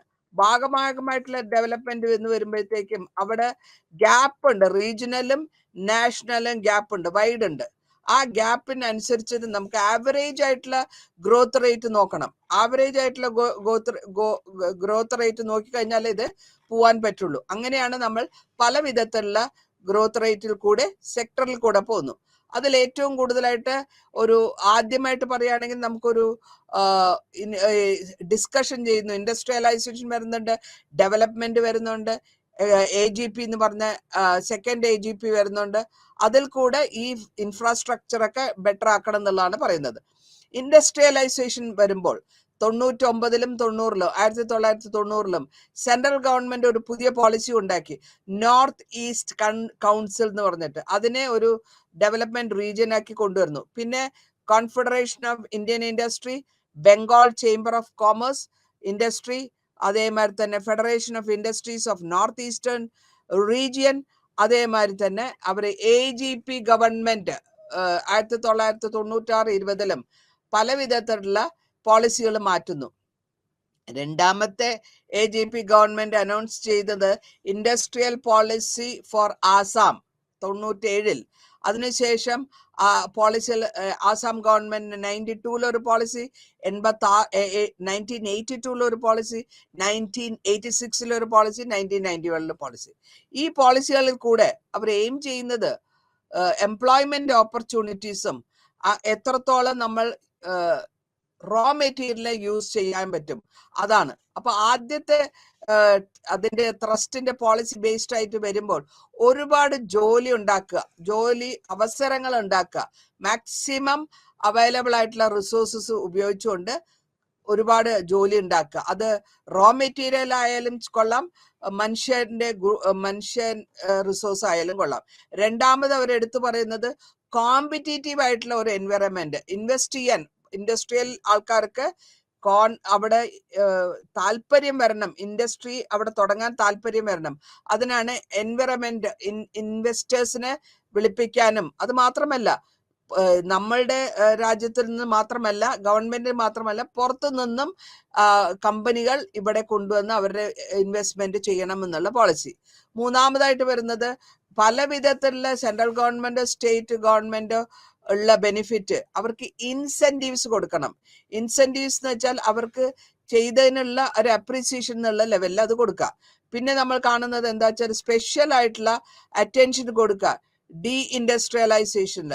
അതായത് ചില ലോക്കൽ സ്കിൽസ്, എൻവയറമെന്റൽ എബിലിറ്റീസ്, സ്ത്രീകളുടെ കമ്പനികൾ അല്ലെങ്കിൽ എംപ്ലോയ്മെന്റ് ഓപ്പർച്യൂണിറ്റീസ്, പല വിധത്തിലുള്ള എക്സ്പോർട്ട് ഓറിയന്റഡ് യൂണിറ്റ്സ്, പിന്നെ അസുഖമായിട്ടുള്ള അല്ലെങ്കിൽ റിവൈവൽ ഓഫ് സിക്ക് യൂണിറ്റ്സ് എന്ന് പറയാം. അപ്പൊ അങ്ങനെ വരുമ്പോൾ പിന്നെ വരുന്നത് ഫോക്കസ് ചെയ്യുന്നത് മലമ്പ്രദേശത്തും വളരെ കുറവായിട്ടുള്ള പുരോഗമനമുള്ള സ്ഥലത്തേക്കും ഫോക്കസ് ചെയ്യുക. പിന്നെ നമ്മൾ കാണുന്നത് എന്താ വെച്ചാൽ ഒരു ആസാം വിഷൻ ഡോക്യുമെന്റ് എന്നാണ് 2020-25 അപ്പൊ ഇതില് സെക്കൻഡ് AGP ഡെവലപ്പർ സ്ട്രക്ചർ കൊണ്ടുവന്ന് വെച്ചിട്ടുണ്ട്. ഇതിൽ പഴയ കമ്പനികളെയൊക്കെ പുതിയതായിട്ട് എടുക്കുക. ഗവൺമെന്റ് പ്രിപ്പയർ ചെയ്തു ആസാം വിഷൻ 2025 ഡോക്യുമെന്റ്. ഇതിന്റെ ഒബ്ജക്റ്റീവ് എന്താന്ന് വെച്ചാൽ ആസാമിലെ സോഷ്യൽ ആയിട്ടുള്ള എക്കണോമിക് ആയിട്ടുള്ള ഇൻഡിക്കേറ്റേഴ്സിൽ ബാക്കിയുള്ള കൺട്രികളുമായിട്ട് താരതമ്യപ്പെടുത്തി എടുക്കുക, ജസ്റ്റിഫൈ ചെയ്തെടുക്കുക. ലോ കോൺട്രിബ്യൂഷൻ ഉള്ളിടത്തൊക്കെ പ്രൈമറി സെക്ടറിലൊക്കെ സ്റ്റേറ്റിന്റെ പ്രൊഡക്ടിവിറ്റി കൂട്ടുക, ലോ പെർ ക്യാപിറ്റ ഇൻകം കൊണ്ടുവരിക. ഇങ്ങനത്തെ വിഷനൊക്കെ അച്ചീവ് ചെയ്യാൻ വേണ്ടിയിട്ട് അവര് പല വിധത്തിലുള്ള പാർട്ട്ണർഷിപ്പിനെയാണ് ഉദ്ദേശിക്കുന്നത്. അത് പാർട്ട്ണർഷിപ്പ് എന്ന് പറയുമ്പോൾ പ്രൈവറ്റ് സെക്ടറും ഗവൺമെന്റും രണ്ട് സെക്ടറിൽ നിന്നും വരാൻ പറ്റും. അവരുടെ പാർട്ട്ണർഷിപ്പ് അത്രയും ഇൻഡസ്ട്രിയൽ അല്ലെങ്കിൽ അത്രത്തോളം ഡെവലപ്മെന്റിനെ അല്ലെങ്കിൽ പുരോഗതി കൊണ്ടുവരിക്കാനാണ് നമ്മൾ ശ്രമിക്കുന്നത്. ഇനി നമ്മൾ നോക്കാൻ പോകുന്നത് വ്യവസായം അല്ലെങ്കിൽ കൃഷിയെ പറ്റിയാണ്. ആസാമിൽ കൃഷിയുടെ ലാൻഡിന്റെ പ്രോബ്ലം അത് നമ്മൾ നേരത്തെ പറഞ്ഞിട്ടുണ്ട്. ലാൻഡിന്റെ പ്രോബ്ലവും അതുകൊണ്ടാണ് അവർക്ക് ലോ പ്രൊഡക്ടിവിറ്റി, അഗ്രികൾച്ചറൽ അല്ലെങ്കിൽ കൃഷികൾ അവിടെ കുറഞ്ഞു വരാനുള്ള പ്രൊഡക്ടിവിറ്റി കാരണം അവരുടെ ലാൻഡ് അങ്ങനെയാണ്. പിന്നെ 1980-ലും 90-ലും ഒരു അഗ്രികൾച്ചറിന്റെ റേറ്റ് 2.1% ഒന്ന് വലുതായി. പിന്നെ അത് കുറഞ്ഞു. അത് കുറഞ്ഞു കഴിഞ്ഞപ്പോഴത്തേക്കും അടുത്ത് ഇമ്മീഡിയറ്റ് ആയിട്ട് കുറയുമ്പോൾ 1.6% ആയിട്ട് കുറയുകയും ചെയ്തു 1990-ൽ. പിന്നെ ആസാം ഒരു AGP അല്ലെങ്കിൽ ആ പറഞ്ഞിട്ടുള്ള എംഫസൈസ് ഇമ്പോർട്ടൻസിന് മാനിഫെസ്റ്റോയിൽ പറഞ്ഞിട്ടുള്ള അവര് 96-ൽ പറഞ്ഞിട്ടുള്ള ഇലക്ഷൻ ടൈമിൽ പറഞ്ഞിട്ടുള്ള മാനിഫെസ്റ്റോന്റെ വിഷൻ അവിടെ പ്രോമിസിങ് ആയില്ല എന്നുള്ള വേണമെങ്കിൽ പറയാം. പിന്നെ ആ ഗവൺമെന്റ് അതുകൊണ്ടാണ് 2025-ൽ വിഷൻ ഡോക്യുമെന്റ് അവർ റെഡിയാക്കിയത്.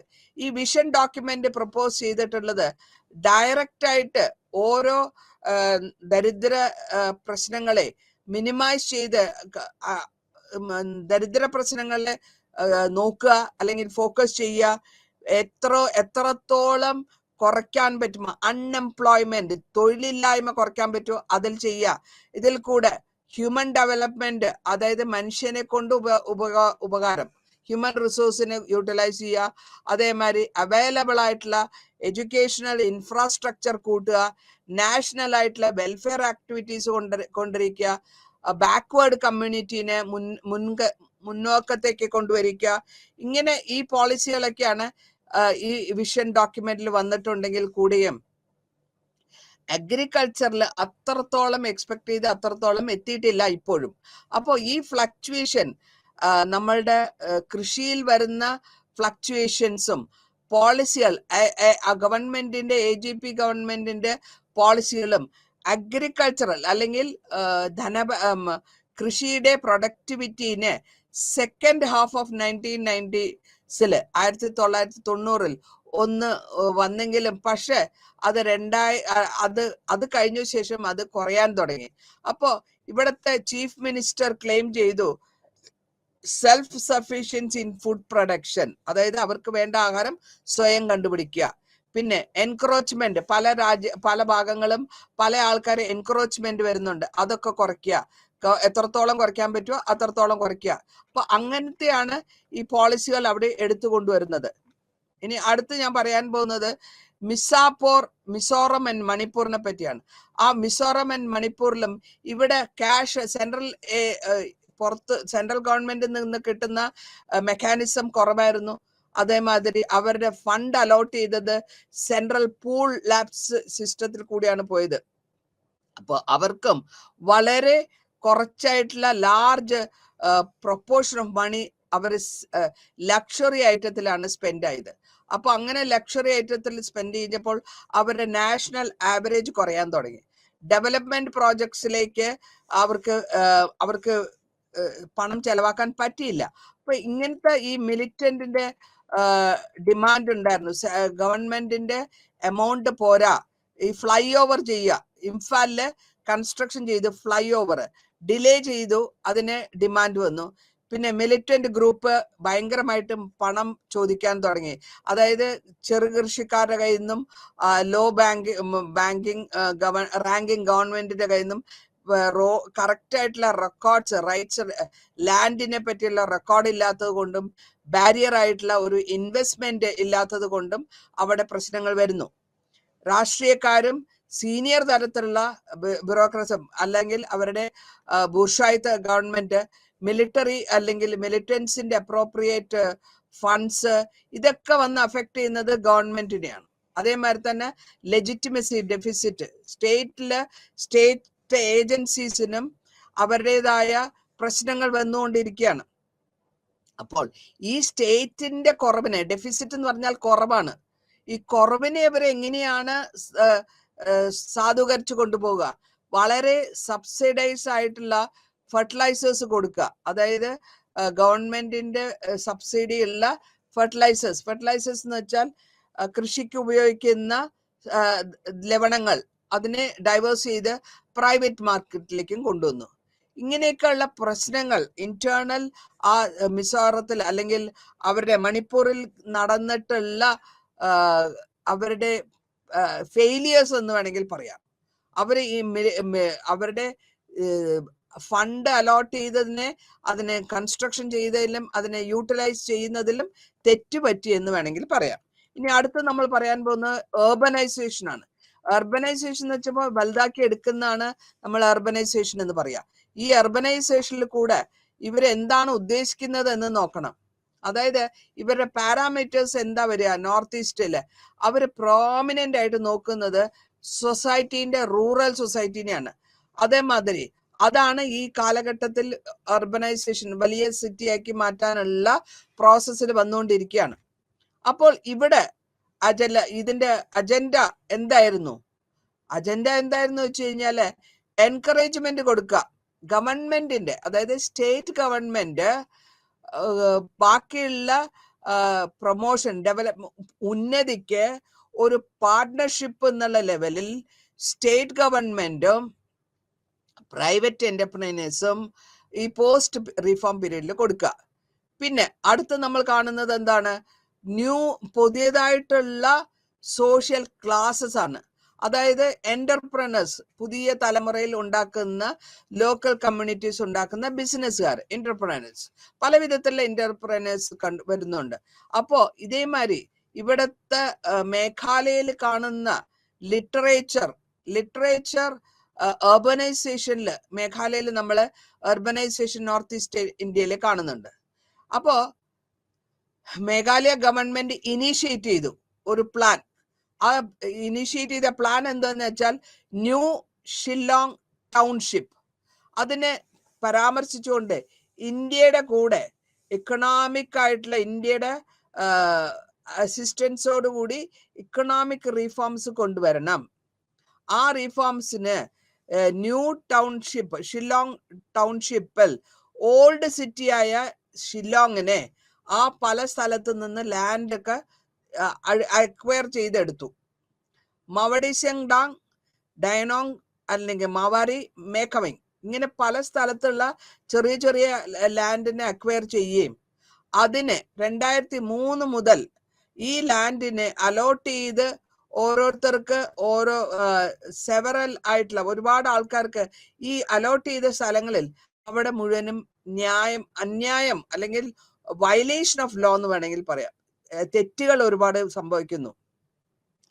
ആ കാലഘട്ടത്തിൽ ഈ തെറ്റുകൾ അക്വിസിഷൻ ഫോർ അല്ലെങ്കിൽ ഈ ലാൻഡ് എന്തിനു വേണ്ടിയിട്ടാണ് എടുക്കുന്നത്? ന്യൂ ഷില്ലോങ് ടൗൺഷിപ്പിന് വേണ്ടിയിട്ടാണ്. പക്ഷെ അതിൽ യൂസ് ചെയ്യുന്ന മിനറൽസും അല്ലെങ്കിൽ അവരുടെ അക്വിസിഷനിൽ ഉദ്ദേശിക്കുന്നത് മിനറൽസ്, ഫോറസ്റ്റ് വെൽത്ത് ഒക്കെ ഒരു സെന്റർ പൊളിറ്റിക്സിൽ കൊണ്ടുവരികയും മേഘാലയ കർലോസം എന്ന് പറഞ്ഞിട്ട് അവര് ശ്രമിക്കുകയാണ് അത് ചെയ്യുന്നത്. അപ്പൊ ഇതിൽ നമ്മൾ മനസ്സിലാക്കാൻ ശ്രമിക്കുന്നത് ഈ ചാപ്റ്ററിൽ കൂടെ നമ്മൾ മനസ്സിലാക്കാൻ ശ്രമിച്ചത് മുഴുവനും ആ നാച്ചുറൽ റിസോഴ്സസിനെയും അതിനെ ഡിഫറെന്റ് ആയിട്ടുള്ള ഡെവലപ്മെന്റ് സെക്ടേഴ്സിൽ കൂടിയും അതിനെ വേണ്ട വിധത്തിൽ പ്രിസർവേഷൻ ചെയ്ത് എൻവയറമെന്റിനെ ബെറ്റർ ആക്കുക, ടോപ്പോഗ്രഫി, ജോഗ്രഫി, ഇക്കണോമിക് ഡെവലപ്മെന്റിലേക്ക് കൊണ്ടുവരിക, ഏതൊക്കെ പ്രോസസ്സാണോ പല വിധത്തിലുള്ള ഞാൻ ഈ ചാപ്റ്റർ വൈൻഡപ്പ് ചെയ്യാണ്. മൂന്ന് ഭാഗത്തിൽ കൂടെ വന്നു. ഫസ്റ്റ് സ്പേസ് 50 മുതൽ 72 വരെ, സെക്കൻഡ് സ്പേസ് 72 മുതൽ 90 വരെ, മൂന്നാമത്തെ ഫേസ് ആയിട്ട് പോസ്റ്റ് ലിബറൈസേഷൻ. ഇതിൽ ഈ ഗവൺമെന്റ്, സ്റ്റേറ്റ് ഗവൺമെന്റും സെൻട്രൽ ഗവൺമെന്റും കൂടെ ഒരുമിച്ച് കൊണ്ടുപോകാനാണ് അവര് ഫോർമുലേഷൻ പോളിസികളൊക്കെ ഉണ്ടാക്കാനും ഈ പോളിസികളിൽ കൂടെ നമ്മളുടെ അനദർ ആയിട്ടുള്ള അലോട്ട്മെന്റ് ഓരോ റീജിയൻ ഉദ്ധരിച്ചു കൊണ്ടുവരാനാണ് അലോട്ട്മെന്റ് കൊടുക്കുന്നത്. പക്ഷെ ഈ എല്ലാ സ്ഥലത്തും കാണുന്ന മാതിരി തന്നെ കറപ്ഷൻ, ലിങ്ക്, പൊളിറ്റിക്കലായിട്ടുള്ള അല്ലെങ്കിൽ രാഷ്ട്രീയക്കാരുടെയും ബ്യൂറോക്രാറ്റ്സിന്റെയും ഒക്കെ ഇൻവോൾവ്മെന്റ് കാരണം ഈ ഡൊമീനിയൻസില് ഫസ്റ്റ് ഫേസിൽ ഇത് അത്രത്തോളം കോൺഗ്രസിന്റെ പാർട്ടിയുള്ള സമയത്ത് ഇത് മാർക്ക് ചെയ്തിരുന്നു. പക്ഷെ സെക്കൻഡ് ഫേസ് ആയപ്പോഴത്തേക്കും അതിന്റെ ഇമ്പാക്ട് വന്നിട്ട് ഡെവലപ്മെന്റിൽ അല്ലെങ്കിൽ സ്റ്റേറ്റ്, നേഷനും സ്റ്റേറ്റും ശരിയായിട്ടില്ല. ഇൻസർജൻസീസ് അല്ലെങ്കിൽ കലാപങ്ങൾ കണ്ടു. ഓട്ടോണമി ചോദിച്ചു, അതായത് സ്വയംഭരണം ചോദിച്ചു. അങ്ങനെ അതിനുശേഷം രണ്ടാമത്തെ കാലഘട്ടത്തിൽ നമ്മൾ കാണുന്നു റീഓർഗനൈസേഷൻ, പല വിധത്തിലുള്ള റീഓർഗനൈസേഷൻ, സ്റ്റേറ്റ്സിനെ ഉണ്ടാക്കാനും കൗൺസിൽ ഉണ്ടാക്കാനും ഒക്കെ കാണുന്നത്. മൂന്നാമത്തെ ഫേസിൽ നമ്മൾ കണ്ടു ഇക്കണോമിക് ആയിട്ടുള്ള പ്രശ്നങ്ങൾ കണ്ടുപിടിക്കുക എന്നുള്ളതാണ് ഇതിൽ കൂടെ വന്നത്. ഇപ്പൊ ഇങ്ങനത്തെ പോളിസികളൊക്കെ വന്നുകൊണ്ടാണ് പുതിയ പുതിയ ഓപ്പർച്യൂണിറ്റീസ് കൊണ്ടുവരിക. ഇതോടുകൂടി ഈ ചാപ്റ്റർ ഇവിടെ അവസാനിക്കുന്നു. നന്ദി, നമസ്കാരം.